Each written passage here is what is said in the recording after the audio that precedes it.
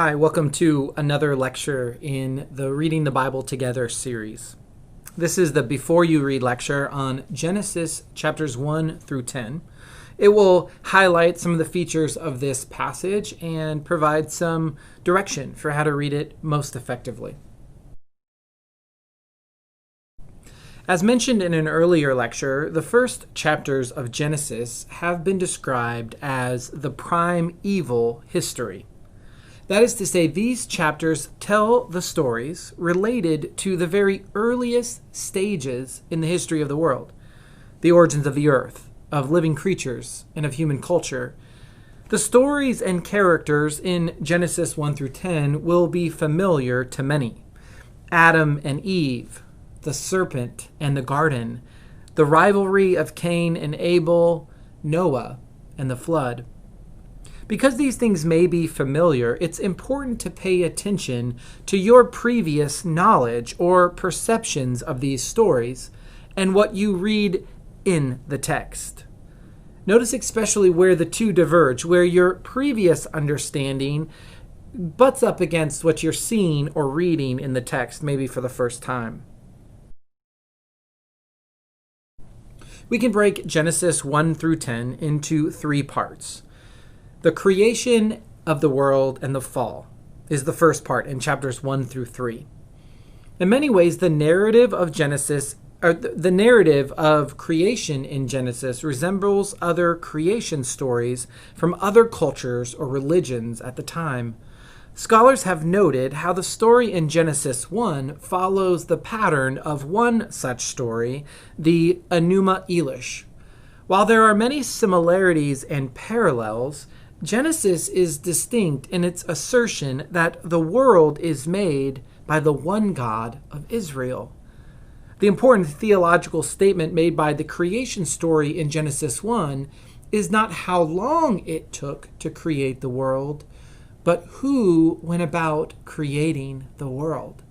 Genesis contains two stories about the creation of the world, one in chapter 1 and one in chapter 2. As you read these, you might want to notice how the stories differ. What is the focus or perspective of each? What aspect of creation is centered in each? Second, notice the idea of human beings being created in the image or likeness of God.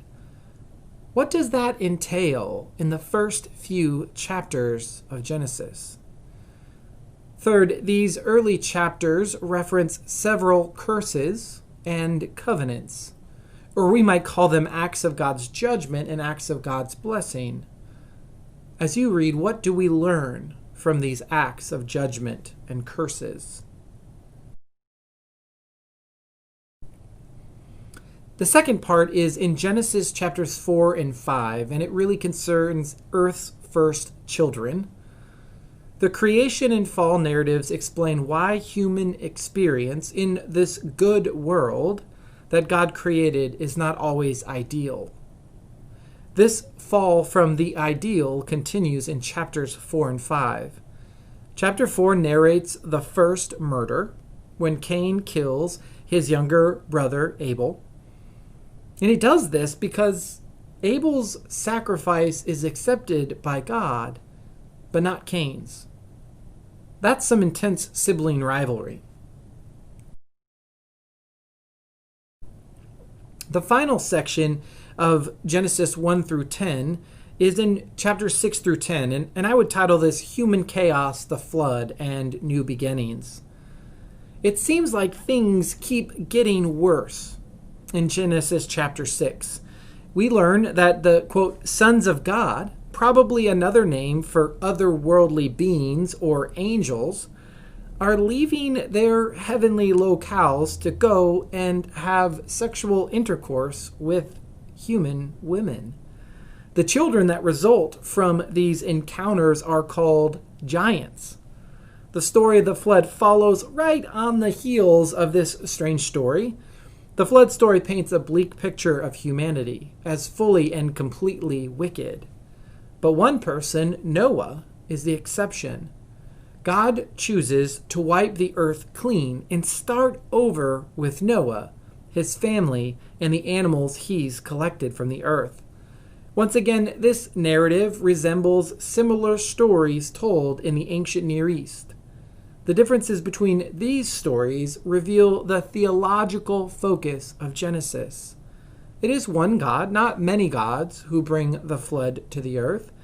And in Genesis, God does this because of human wickedness, while the other stories suggest the gods flood the earth on a whim, sort of with no rationale or provocation. What kind of stories are these? Many Christians struggle with how to make sense of these narratives. Many wonder if these stories are true. And part of answering that question depends on what we mean by truth.